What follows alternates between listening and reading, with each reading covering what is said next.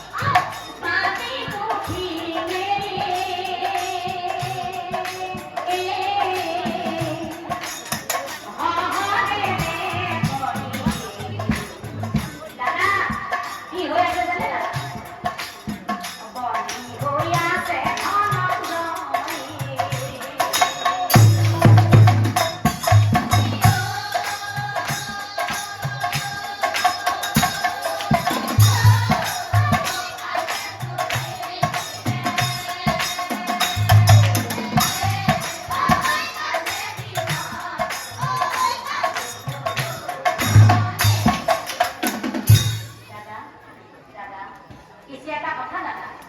এই বিপদৰ সময়ত আমাক কেৱল এতিয়া প্ৰভু কৃষ্ণইহে ৰক্ষা কৰিব পাৰিব। অ দাদা, কৃষ্ণ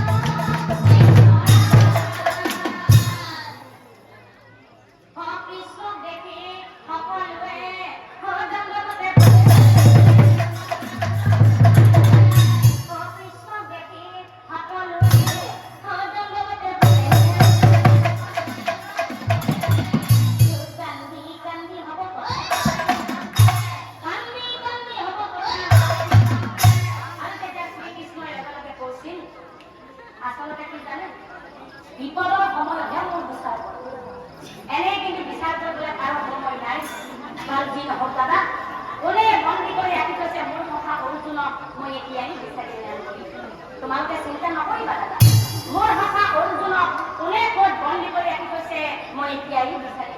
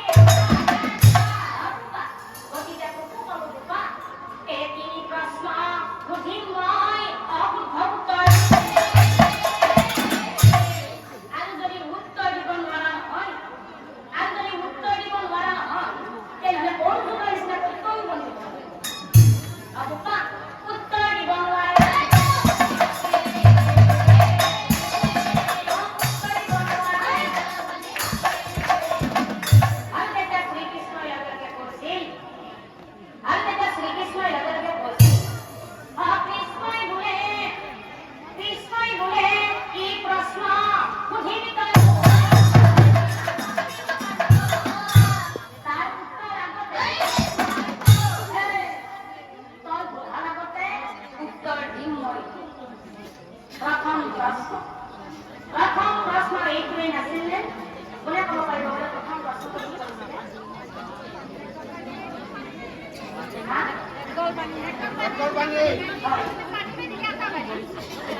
আচলতে মই কথাটো এইকাৰণে সুধিছোঁ যে আপোনালোকেনো নামটো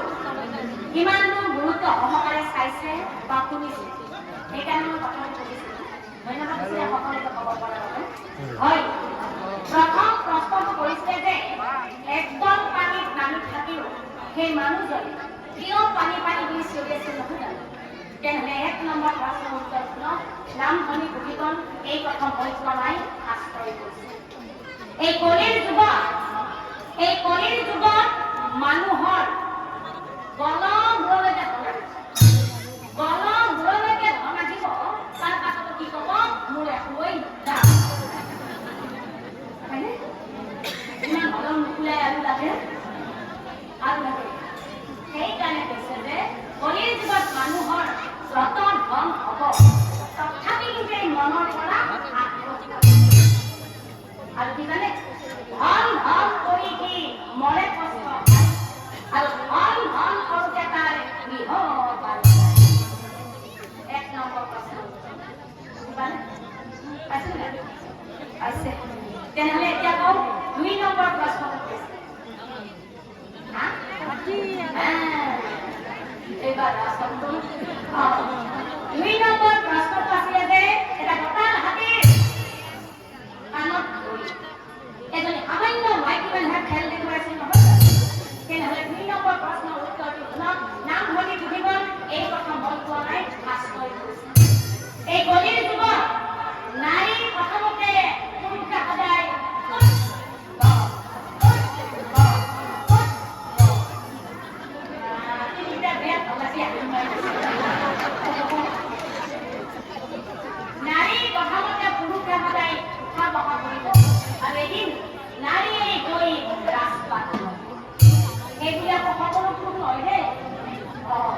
কিছুমান নহয় তাত বহু টিকটিকে সৰু খেলি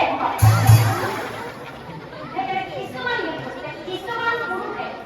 নাৰীৰ প্ৰথমতে উঠা বহা কৰিব আৰু এদিন নাৰীয়ে গৈ ৰাস্তাত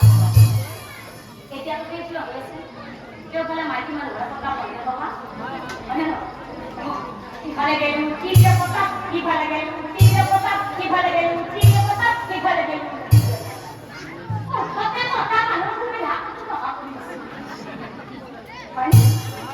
আজি আপোনালোকে লক্ষ্য কৰক এইখন এখন ৰাজহুৱা অনুষ্ঠান ইমান সুন্দৰ এটা অনুষ্ঠান এই অনুষ্ঠানখনত বৰ্তমান সময়লৈকে বেছিকৈ মানুহ পুৰুষ আছে নে মহিলা আছে মহিলা থাকিব লাগিছে কোন পুৰুষ আছে কোন মহিলা এইকাৰণে কৈছে যে কলিৰ যুগত সকলো নাৰীৰে আৰু কলিৰ যুগত এনেকুৱা কিছুমান নাৰী ওলাব এতিয়া মই আমাৰ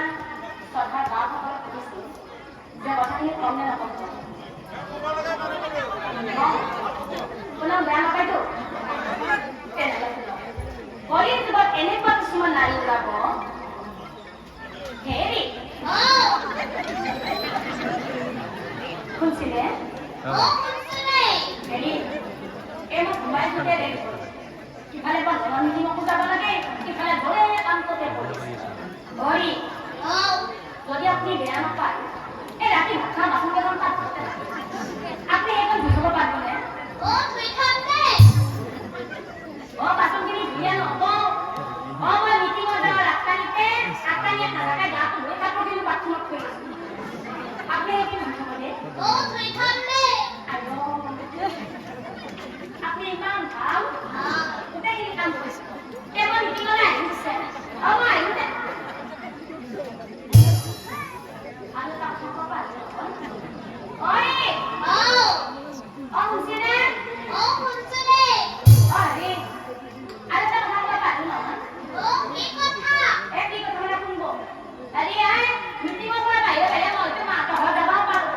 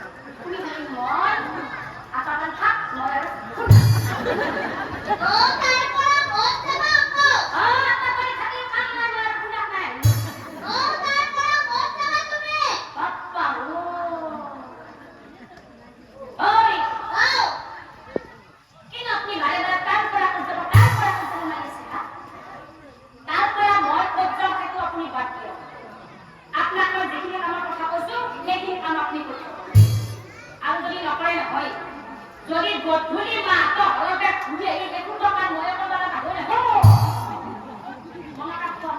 ৰাতিলে আপোনালোকে ভাত খাইছি তিনিটা বিৰাট ভাল আছিল কি ক'লে ৰাতিলে আপোনাক মই ভাত খোৱাম কৰি দিম হাত বন দিলে নিজৰ মতা কোনে মাইকী কৰিলে যেতিয়া তিনিদিনকে মতাটোক জমি থৈ যাব তিনিটোৰ কামখিনি মতাটোৱে নকৰাকৈ থাকো কৰিব কিয় কৰিব গম পাইছেনে নাই এনেও মতা মানুহ হৃদয়বিলাক বিৰাট কোমল মতাটোৱে ভাবে এই গধূবিলাক চিৰিমতি আহি পোৱাৰ পাছত সেইসোপা অধিকা কাজিয়া লাগি মৰাতকে অলপমানে কাম সেইখিনি কাম কৰি পেলাই মই আজৰি হৈ পৰি থাকাই পাওঁ বুলি ৰাতিলে কথাটো বিকম আছে কল্যাণে কিনমতে আৰু আজিকালি এনেকুৱা কিছুমান গাড়ী ওলাব হেৰি আপোনাক মই এটা বহিলতাৰ কথা কম কম বুলি ভাবি আছিলো আমাৰ সুবিধা পোৱা নাছিলো আপোনাৰ মায়েতো ঘৰত থাকে কাৰণে আজি পিছে আপোনাৰ মায়েও ঘৰত নাই কথাটো ক'বা বিৰাট ভাল হৈছে কথাটো কি আপনি কিন্তু জানি জানি উঠিব দেখুন আছো এই কথাটো হল কি আপনারে মোরে আরে বাবুরে মাইনারে ভাতকেইটা বেলেগকে খাবা নোৱাৰিনে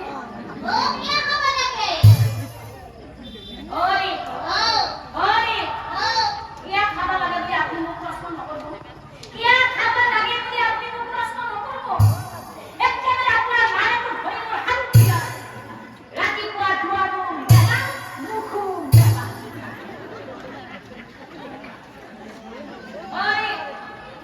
মই কিন্তু আপোনাৰ মাৰে লগত ভাত খাওঁ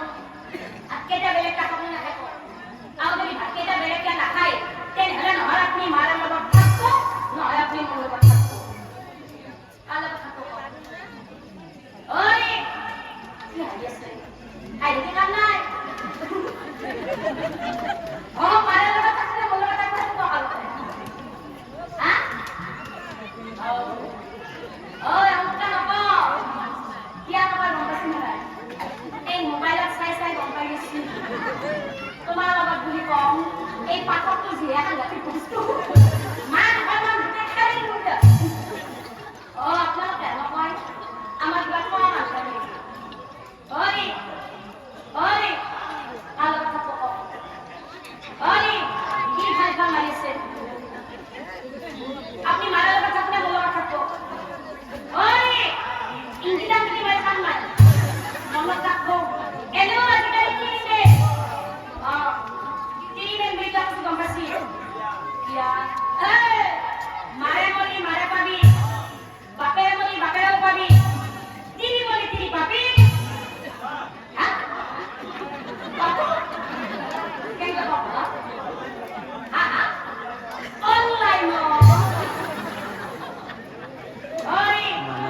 আজিকালি সংখ্যা তিনি বহুত পায় আৰু যোনে সংখ্যা তিনি লৈছে কোনে জপুটপুৰ হয়ো গতিকে আপুনিও মৰিব নাপায় কিয় নাপায় মই কম আপোনালোকক শুনব না আপোনালোকে শুনব তেনেহ'লে আপোনাক কিয় নাপায় মই কাইলৈ যদি আমাৰ জীৱনটোৰ মাতটো মৰি যায় আমাৰ যতীনৰ মাকে আহিব হেৰে বাচ্চা দিগন্ত কথাটো শুনি বৰ দুখ পালে বাচ্চা মাৰে ময়ে ইমান লগ আছিলো কিন্তু কি কৰি বাচ্চা মাৰে একদিন বয়সলৈ আহিছিল গতিকে দুখ নকৰি বাচ্চা মাৰে মৰি গেছি মই আছো নহয় মোকেই মাৰে বুলি ভাবি পালে না আৰু দুদিনমান পাছত জীৱনটোৰ বাপেকো মৰি গ'ল আমাৰ তিনিপৰ বাপেকে আহি ক'ব বাচ্চা দিগন্ত কথাটো শুনি বৰ দুখ পালে বাচ্চা দেউতাৰে মই চাকৰি কৰাৰ দিনত ক'ত ক'ত যোৱা নাছিলো কি কৰা নাছিলো এখন ঠাইতে ভাত খোৱা মানুহ আছিল কি কৰি বাচ্চা দেউতাৰে এখিনি বয়সলৈ হাঁহি আছিল গতিকে দুখ নকৰি বাচ্চা দেউতাৰেহে মৰি গেছি মই আছো নহয় মোকেই দেউতা বুলি ভাবছি পালেনে দেউতা পালে আৰু দুদিনমান পাছত জীৱন্ত তিনিও মৰি গ'ল আমাৰ গণেশত তিনি আহিব বোলে কি দাদা আপোনাৰ তিনিটো মৰি গেছে উঠাই দিম বুলি ভাবছি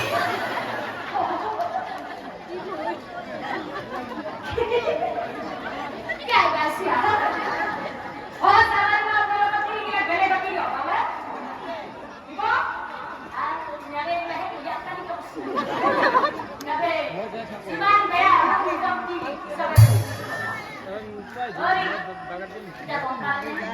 মই আপোনাক কিয় কি দিলে বুলি কৈছো সেইকাৰণে কৈছো আপুনি মোক খালে ভাল পাব মাৰে লগত আপোনাৰ মোৰ লগত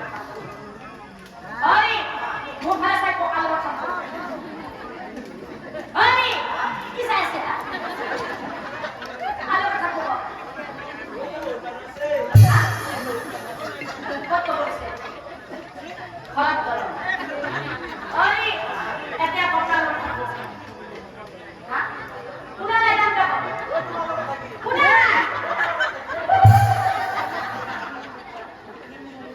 কি ক'লে তোমাৰ লগত থাকি আৰু তোমাৰ লগত থাকি বুলি কওঁতে আহিলে তিনিদিনৰ কথা মতে ভাত কেইটাও বেলেগকে খাবনে শ্ৰদ্ধাৰ নাম ধৰি যদিও মই ধেমালিৰ মাজেৰে কথাখিনি দাবী কৰি আছো আপোনালোকে কিন্তু কোনেও বেয়া নাপাব বৰ্তমান সমাজত চলি থকা হয়নে নহয় শাস্তি আজি আমি ডেকা চেঙাই আছো বাবে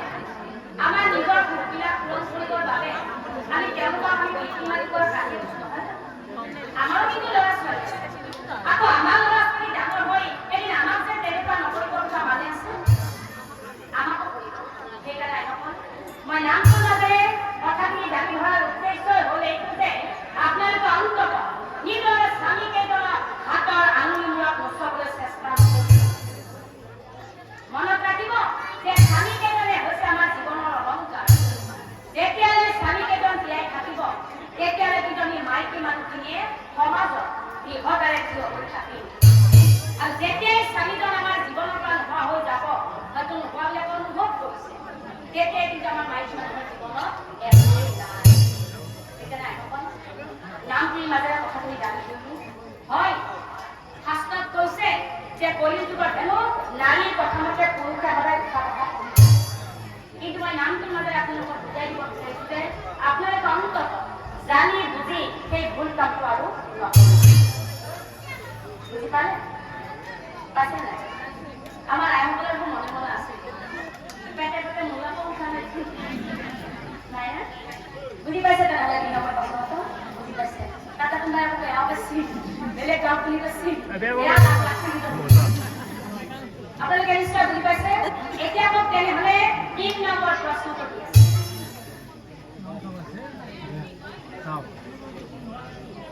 এবাৰ কোনেও গম পাব কিন্তু দুজন ব্যক্তিয়ে বেয়া পাইছে মই সেইকাৰণে কৈছো কথাখিনি আগতে কৈ লৈছো আবার কিবা ক'ব লাগে তাহলে নামটো কথা ক'ব কৈছে আপোনালোকৰ অনুমতি মতে মই কামখিনি নামখিনি কৈ কৰি আছো যদি কাৰোবাৰ ঘৰত তেনেকুৱা হৈছে তেওঁলোকৰ গাত লাগিছে আৰু সহ্য কৰিব পৰা নাই আৰু সেইজন ব্যক্তিয়ে এই সমাজত নাম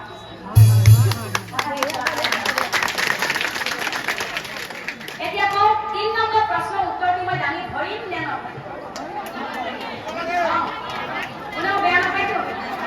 আৰু যদি ইয়াতো যদি কিবা কিবা ক'বলগীয়া থাকে আকৌ মোক মাতিব বাকীখিনি মই পাছত ৰাহক 3 নম্বৰ প্ৰশ্নটো হৈছে যে সিংহটোতে ইয়াতকে গাড়ী উঠাই টানি টানি আৰু মাজে মাজে কিন্তু সেই সিংহটোতাই ইয়াকো প্ৰভু প্ৰভু বুলি প্ৰমাণো জনাই গৈছিলে যেনেকৈ 3 নম্বৰ প্ৰশ্নৰ উত্তৰ দি নাম ভাবি ঘূৰিবন এই কথা মই কোৱা নাই শাস্ত্ৰই কৈছে